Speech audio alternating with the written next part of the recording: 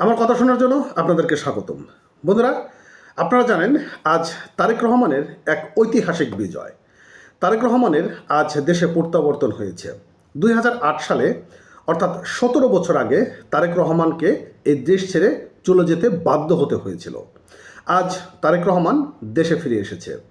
BNP সমর্থকদের মাঝে এক আনন্দের বন্যা বয়ে গিয়েছে। মনে হচ্ছিল তারা যেন কি নতুন করে ফিরে পেয়েছে। তারেক রহমানের দেশে প্রত্যাবর্তনে দেশের মানুষ বিএনপি সমর্থকদের মধ্যে যে আনন্দিত ছিল তার থেকেও আমি অবাক হয়েছি আজ তারেক রহমানের বক্তব্য শুনে।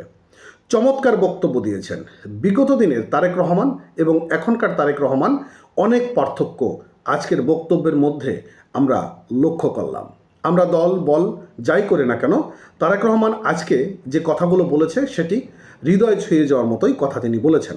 প্রথমত হচ্ছে, আপনারা জানেন তারেক রহমান দেশে ফিরে যে কাজটি করার কথা ছিল, যে শব্দটি উচ্চারণ করার কথা ছিল, সেই শব্দটি কিন্তু তিনি একবার উচ্চারণ করেনি। সেটা হচ্ছে শেখ হাসিনা প্রসঙ্গে।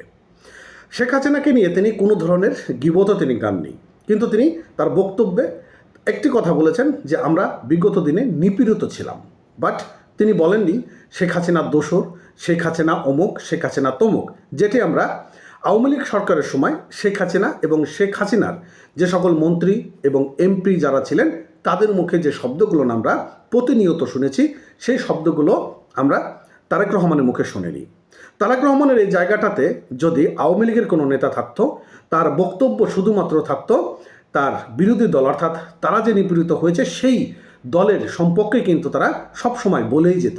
কিন্তু তারেক রহমান আজকে তার বক্তব্যগুলো আমার কাছে প্রফেশনাল মনে হয়েছে তিনি একজন সত্যিকারের রাজনীতিবিদ। তার মধ্যে বাংলাদেশ চালানোর মতন তার অ্যাবিলিটি রয়েছে, ক্ষমতা রয়েছে। আপনি আমি বা যে কোনো ব্যক্তি যে দলই করি না কেন, সর্বসাকুল্যে যেটি আমাদের ভালো লাগা, যেটি আমাদের ভালোবাসার কথা, সেটি আমাদেরকে কিন্তু বলতেই হবে। তিনি দেশের জন্য হয়ে কাজ করবেন এবং তিনি আব্দুল হাদীর মৃত্যুতে তিনি শোকাহত হয়েছেন এবং তিনি তার কবর জিয়ারত করবেন বলে তিনি আশ্বাস দিয়েছেন। পাশাপাশি বাংলাদেশ গঠনের জন্য সবাইকে ঐক্যবদ্ধ হওয়ারও আহ্বান জানিয়েছেন। তারেক রহমানের আজকের বক্তব্যগুলোর মধ্যে অনেকটা স্পষ্ট বার্তা দিয়েছে তিনি পিছনে যে ভুলগুলো করেছিলেন, অর্থাৎ বেগম খালেদা জিয়া যখন ক্ষমতায় ছিলেন, সেই ক্ষমতা থাকা অবস্থায় তারেক রহমানের যে সকল তার বিরুদ্ধে যা কিছু ছিল সেগুলো তিনি হয়তো মুছে ফেলতে চান। তিনি প্রতিহিংসার রাজনীতি বন্ধ করতে চান, তিনি গীবতের রাজনীতিটাকে তিনি বন্ধ করতে চান। সেটি ওনার মধ্যে আমরা লক্ষ্য করলাম।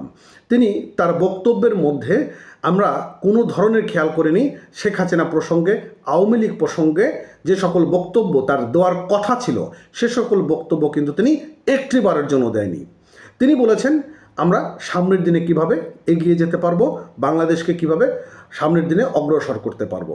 তার বক্তব্য আমার কাছে স্পষ্ট হয়েছে, ভালো লেগেছে এই কারণেই যে এটি হচ্ছে একজন যোগ্য দেশপ্রেমিক এবং যোগ্য নেতার কথা।